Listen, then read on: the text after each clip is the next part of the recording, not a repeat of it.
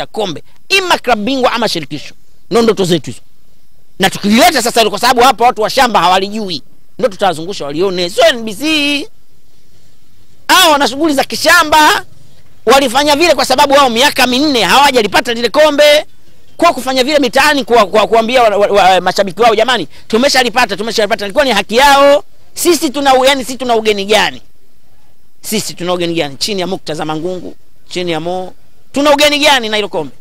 Kazi hizo wamezifanya sana kina Mzee Dalali, kazi hizo wamezifanya sana kina Mwina kutuletea hapa ubingwa wa NBC. Sasa sisi tunakuwa wageni tu tukazungumza Dalali. Kwanza sidhani kama Ahmed Ali ana akili namna hiyo. Wewe yule Makonde very disciplined kabisa, anajua anachokifanya katika kazi yake, anajua hakuna mshamba pale. Ujue hawa watu wanatoka kwenye mashamba ya kule ya miwa na mashamba ya mpunga, watakosa kutembeza kombe huko mtaani? Si tuko town pale.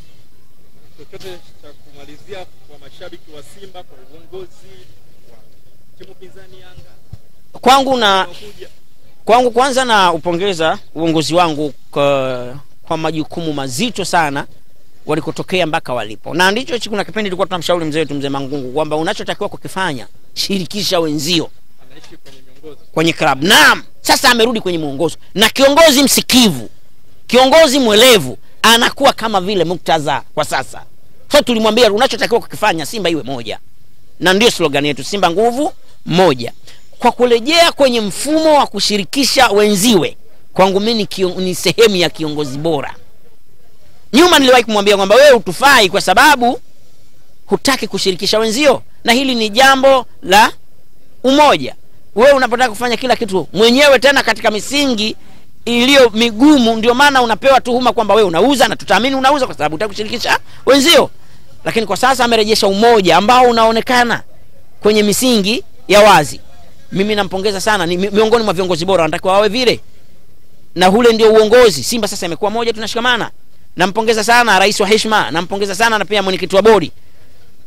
Maana katika ule umoja wake na kutengeneza misingi na mifumo iliyo bora, Simba sasa inaonekana inakwenda katika ule mstari tunaokusudia, tunaoutaka.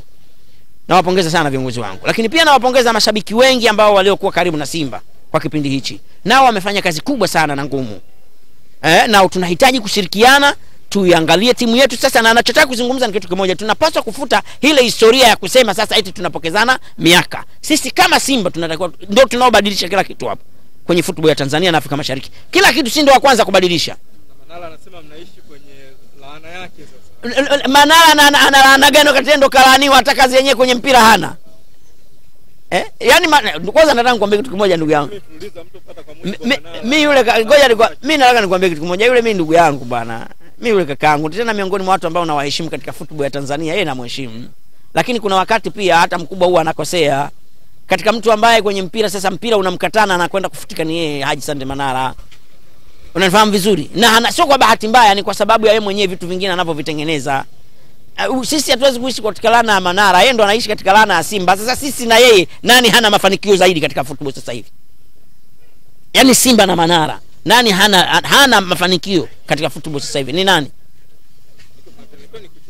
Kuchukua nini? Ndio ipi? Sisi tumetoka huko mara 4 mfululizo. Tumemaliza huko, sio? Ipi? NBC. Sisi tulichukua mara 4 mfululizo baada ya sisi. Alipotoka yeye Haji, sisi tulichukua mara ya mwisho. Haji katoka, sisi tumechukua mara 3. Anafukuzwa mara ya mwisho baada ya kukorofishana na CEO, si ndio tunamalizia, au sio? Tukamalizia, akasema misimu hii inayokuja hatuhitaji kulalamika popote. Sisi Yanga wakubwa wanalalamika sasa hivi, hawalalamiki. Wanapiga kelele, wapigi kelele. Wanasema hawachezi, hawasemi. Sio wanasema hawachezi tena, au sio? Si Manara yuko kule Yanga, au Manara kaenda wapi sasa hivi? Asa unazungumzia mtu mwenye laana hivi, Simba awe na laana kuliko Manara mwenye laana? Ana mpaka kwenye kucha kwenye mpira sasa hivi. Azalana utafute kwetu sisi Simba. Si watu ambao tunakwenda kumaliza kushirikisho, kucheza finali shirikisho. Useme sisi tuna laana. Wachezaji tulionao ni nusu msimu, tunakwenda shirikisho. Mwache mwambie kimbunga kinakuja. Na yeye anajua, kwani hajui Haji? Yeye anajua. Kama kaondolewa wewe pale kwa ule bosi na ofisi yenyewe imefungwa, watakuwa Yanga wanabaki salama. Kwa si ndio bosi anaondoka tena au inakuwaje? Sasa. Hasi mimi napenda pia kwa kumalizia kusema viongozi hawatakiwi kusajili timu kwa mihemko. Yaani timu inahitaji kuna baadhi tu iongezewe nguvu. Lakini pia wanapaswa wajue tumetengeneza tena tumeshavuka katika ile logo ya robo finali. Tumekwenda kwenye finali. Hatupaswi kwenda kufanya sajili kama tulizozifanya misimu mitatu iliyopita. Wakati misimu mitatu tunapoteza mwelekeo ni kwa sababu tunamaliza robo finali na wachezaji wenye kiwango cha quality ya juu. Tunakwenda kusajili mchezaji wa kimataifa kutoka Coast Union. Eti unamsajili unaondoa mtu kama Tadeo, unasajili Victor Agba. Yaani wewe mwenyewe unajirudisha chini kutoka juu unakuja chini. Kuna baadhi ya sajili misimu mitatu iliyopita tulizifanya ni za hovyo na zilikuwa haziendani na age na level ya Simba ilipofikia. Kwa sasa tumefika kwenye finali. Tunahitaji ya kusajili quality ambazo zitalinda age tuliyoifikia. Sio sasa tena tunakwenda kuongeza watu ambao hata kututoa hapa kwenye makundi kwenda kutupeleka kwenye robo wasitupeleke. Hapana, hatutaki kwenda huko sisi. Na sisi tunajifahamu kama Simba kwamba tukiwa na letu tunaliendea mwisho wake ni mwisho wa tukio. Ndiko tunakoishia. Tuna mashindano mengi sasa hivi yameongezeka. Kuna mashindano ya tuliocheza msimu uliopita ambayo yamezinduliwa hapa Dar es Salaam. Tunapaswa tushiriki yale mashindano. Yanahitaji wachezaji wenye quality kubwa. Tunakwenda tena club bingwa, tunahitaji wachezaji wenye quality kubwa. Tutakurudi hapa ligi kuu, tunahitaji wachezaji wenye quality kubwa. Kwa hiyo kwa kifupi, kwanza katika tetesi ambazo nazisikia ni tetesi salama kabisa kwa Simba, na duniani kwa sasa hakuna mpira wa maneno mjomba nihurumie, hakuna.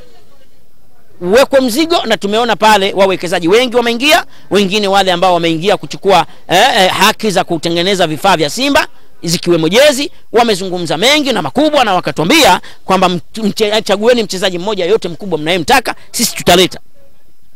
Pendekezo langu kwa viongozi, tunahitaji wauaji wa kweli.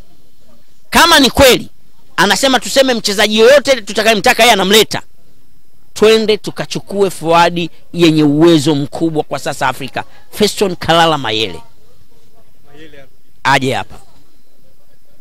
Ndio forward Afrika mwenye uwezo wa kweli kabisa. Asikwambie mtu yote. Ofa mlopewa Simba, Mayele. Ni yani kama ofa tuliopewa mkononi, Mayele arudi.